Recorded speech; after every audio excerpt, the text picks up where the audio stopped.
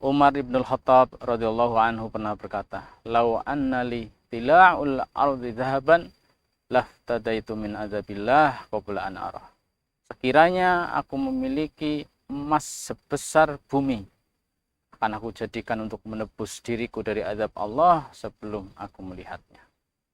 Kesempatan bagi kita untuk mengamankan diri kita dari azab Allah dengan harta yang kita miliki, silahkan bisa diinfakkan di proyek pembangunan Pondok Pesantren Tahfidzul Quran Nailul Majid Temugiring, Banteran, Wangon, Banyumas. A'udzu billahi minasyaitonir rajim. Yang pertama tentang mujaddid.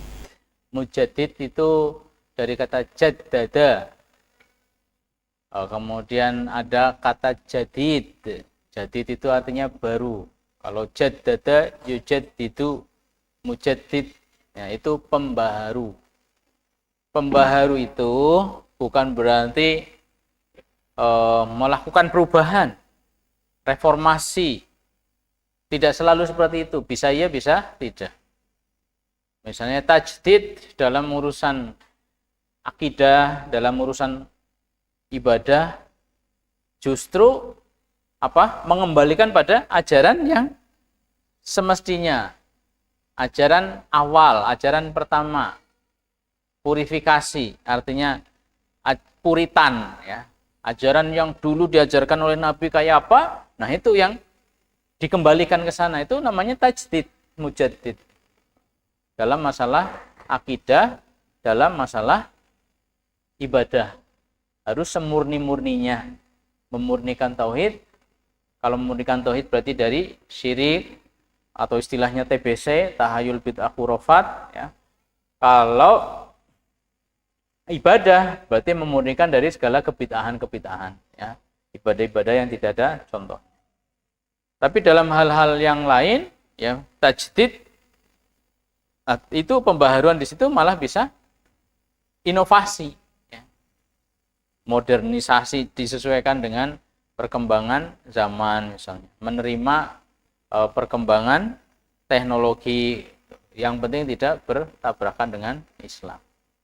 Nah, mujaddid di sini orang yang mengembalikan semangat umat Islam, orang yang menjadi obor, ya, orang yang menjadi obor pelita umat Islam ketika umat ini kelihatan kehilangan obornya, kehilangan tokohnya. Ini sudah disabdakan oleh Rasulullah Shallallahu Alaihi Wasallam. Yab'atsullahu ala ra'si kulli mi'ati amin man yujaddidu li hadhil ummah amrodiniha.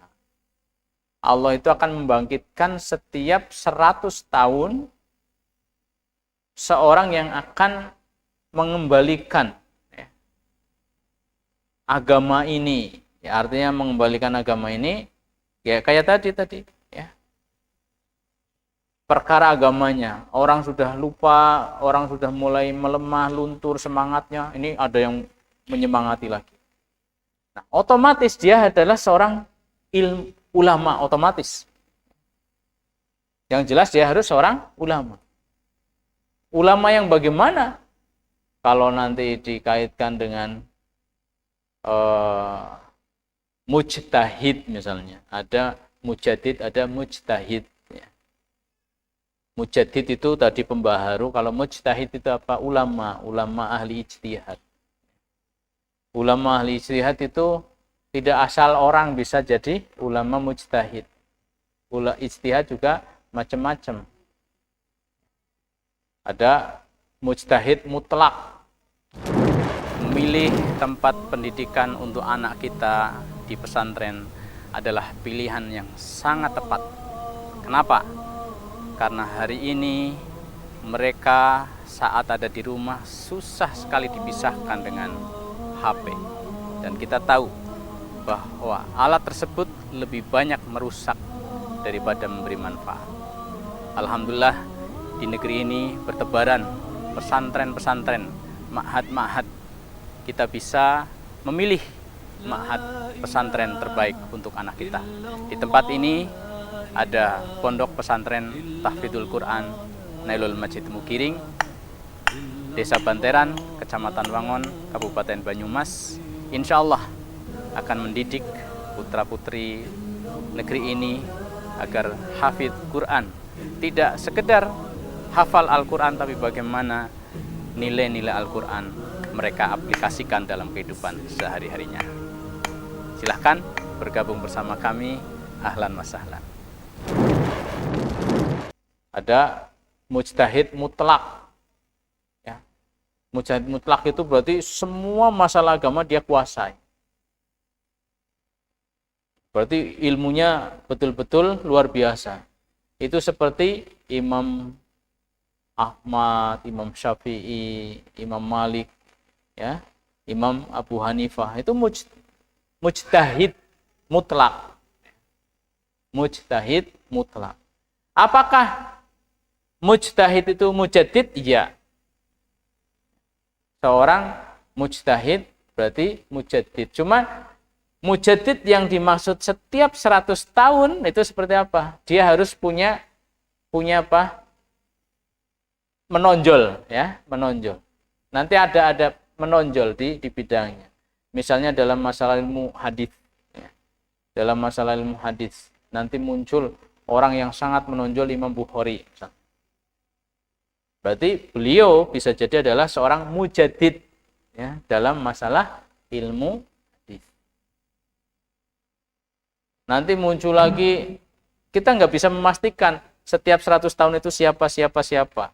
Ya, tapi kita akan mengenal tokoh. Misalnya ada tokoh Ibnu Taimiyah. Ya, Ibnu Taimiyah. Pengaruhnya sangat besar, sangat luar biasa. Itu bisa jadi itu adalah salah satu mujaddid yang dibangkitkan setiap 100 tahun sesuai dengan hadis. Kemudian misalnya Imam Al-Ghazali. Bisa jadi itu salah satu imam mujaddid. Karena perannya beliau itu kemudian Islam yang tadinya terpuruk akhirnya bisa bangkit sampai muncul Salahuddin Al-Ayyubi yang bisa merebut kembali Al-Aqsa dari tangan orang kafir. Itu contoh-contoh mujaddid tadi. Nah, setelah itu mana lagi kira-kira ya? Kok kayaknya panjang, kayaknya nggak ada. Pasti ada. Cuma kita susah untuk menilai siapa ini. Apakah itu satu orang saja?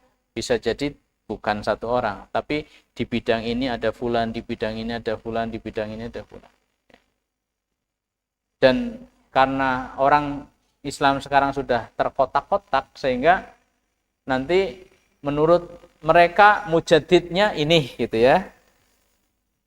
Menurut orang-orang Asy'ari misalnya mujaddidnya adalah ini. Menurut orang-orang yang lain, oh bukan, mujaddidnya ini, kayak gitu. Ya bisa jadi sama-sama semuanya adalah mujaddid.